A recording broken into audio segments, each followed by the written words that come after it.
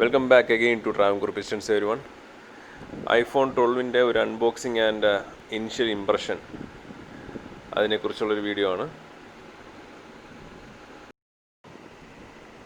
അപ്പോൾ ഇതാ ഞാൻ പറഞ്ഞ സാധനം. ഗ്രീനാണ് കളറ്, ലൈറ്റ് ഗ്രീൻ. ആക്ച്വലി വലിയ കോമൺ കളറൊന്നുമല്ല. ലൈക്ക് എല്ലാവരുടെയും ഈ പറഞ്ഞ വൈറ്റാണ് ബേസിക്കലി ഏറ്റവും കോമൺ. വൈറ്റ്, ബ്ലാക്ക്, പിന്നെ റെഡ് ഇപ്പോൾ ഏകദേശം കുറേയൊക്കെ ആയി തുടങ്ങി. സോ വി തോട്ട് ഗ്രീൻ ആവാം. നമുക്കൊന്ന് ബൂട്ട് ചെയ്ത് നോക്കാം. First initial ബൂട്ടാണ്.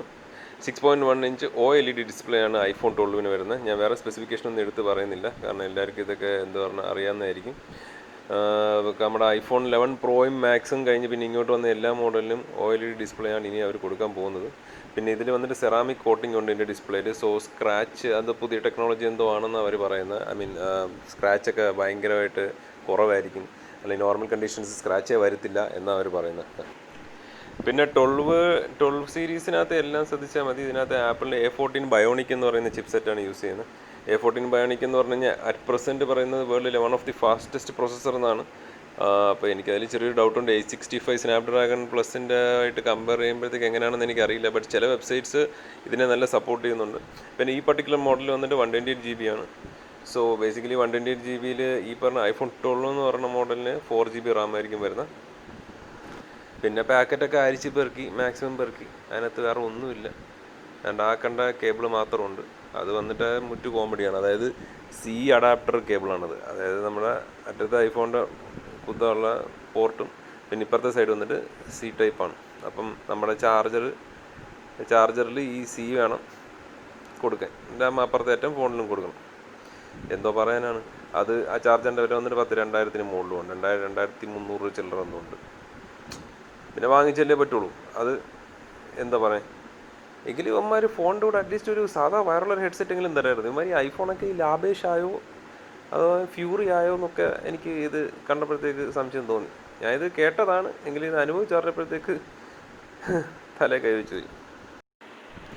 പിന്നെ വേറെ എന്താ, പിന്നെ ഇതിൻ്റെ ക്യാമറയുടെ കാര്യം പറയുകയാണെങ്കിൽ ക്യാമറ ഉള്ള പറഞ്ഞില്ല, നല്ല കിടിലൻ ക്യാമറയാണ്. റിവ്യൂ എല്ലാം വായിച്ചൊക്കെ നോക്കി, നല്ല ഒരു രക്ഷയില്ലാത്ത ക്യാമറ, പ്രത്യേകിച്ചും ലോ ലൈറ്റ് കണ്ടീഷൻസിൽ.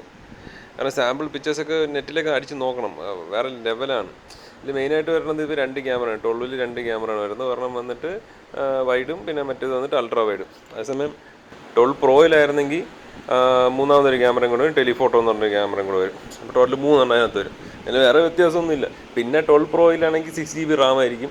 പിന്നെ വന്നിട്ട് വെയിറ്റ് ഏകദേശമൊക്കെ സെയിം ആയിരിക്കും. ഒരു 10-15 ഗ്രാം അങ്ങോട്ട് ഇതിനെക്കാട്ടി കുറച്ചും കൂടി കൂടുതലുണ്ട്. ബാറ്ററിയും കാര്യങ്ങളും സ്ക്രീൻ സൈസും ബാക്കി എല്ലാ സെറ്റപ്പും സെയിം ആണ്. പിന്നെ ഈ 12-ലാണ് പഴയ നമ്മുടെ 5 ഒക്കെ ഉള്ള മോഡലിൻ്റെ ടൈപ്പാണ് കേട്ടോ ഇതിൻ്റെ എഡ്ജസ്. അത് സത്യം പറഞ്ഞാൽ നമ്മളത് എടുത്ത് നോക്കുമ്പോഴത് ഫീൽ ചെയ്യാൻ പറ്റും. ഒരു ബ്രഷ്ഡ് അലൂമിനിയം അങ്ങനത്തെ ഒരു മെറ്റീരിയലാണ് അത്. പക്ഷെ അത് കൊള്ളാം. നമ്മുടെ സ്ഥിരമായ റൗണ്ട് എഡ്ജ് മാറി ഇപ്പോൾ ഇതായപ്പോഴത്തേക്ക് എന്നൊരു ഫീലുണ്ട്. അത് ഫോൺ കയ്യിലെടുക്കുമ്പോഴത്തേക്കൊക്കെ നല്ലൊരു ഫീലുണ്ട്. പിന്നെ ഞാൻ വിചാരിച്ച് ഭയങ്കര സ്ലിപ്പറി ആയിരിക്കും ഫോണെന്ന്. പക്ഷേ സ്ലിപ്പറി ഒന്നുമല്ല, അത്യാവശ്യം ഗ്രിപ്പൊക്കെ ഉണ്ട്. ബട്ട് സ്റ്റിൽ ഒരു നല്ലൊരു കവറ്. പിന്നെ ഇവന്മാർ എത്ര സെറാമിക് കോട്ടിംഗ് എന്നൊന്നും പറഞ്ഞിട്ടൊന്നും കാര്യമില്ല. നമ്മുടെ ഇന്ന് എന്തായാലും താഴെ വീഴും. വേണ്ട, ഇപ്പം തന്നെ താഴെ പോയാൽ ഉണ്ട്. ടാമ്പർ ഗ്ലാസും മസ്റ്റായിട്ട് ഒട്ടിച്ചേ പറ്റുള്ളൂ. അതെന്തായാലും ഇവിടുന്ന് ഇറങ്ങി ഒട്ടനെ തന്നെ ഒട്ടിക്കും. പിന്നെ ഇതിൽ വന്നിട്ട് നമ്മുടെ ഡ്യുവൽ സിമ്മും കാര്യങ്ങളും അങ്ങനെയൊന്നുമല്ല, സിംഗിൾ സിമ്മാണ്. അത് മിക്കവർക്കും അറിയായിരിക്കും, ഇത് സിംഗിൾ സിമ്മാണ്. പിന്നെ ഇപ്പോൾ ഈ സിം ഓപ്ഷനും കൂടെ എക്സ്ട്രാ നമുക്ക് ആഡ് ചെയ്യാനുള്ളതുണ്ട്. പിന്നെ വാട്ടർ പ്രൂഫാണ്. വളരെ ഇമ്പോർട്ടൻ്റ് ആയിട്ടുള്ള സംഭവമാണ്. നമ്മൾ അധികം ശ്രദ്ധിക്കാറില്ല. പണ്ട് നമ്മുടെ സോണി Z1 ഒക്കെ Z1 Z2 Z സീരീസൊക്കെ ഉണ്ടായിരുന്ന സമയത്ത് നമ്മൾ എന്തുമാത്രം എൻജോയ് ചെയ്യുന്ന ഓർമ്മയുണ്ടല്ലോ. കാരണം ഒരു വെള്ളമൊക്കെ നനഞ്ഞാലും നല്ല മഴയൊക്കെ നനഞ്ഞാലും വിഷയമൊന്നും ഇല്ലായിരുന്നു. അപ്പം ഇവന്മാർ അത് ഇറക്കിയിട്ടുണ്ട്.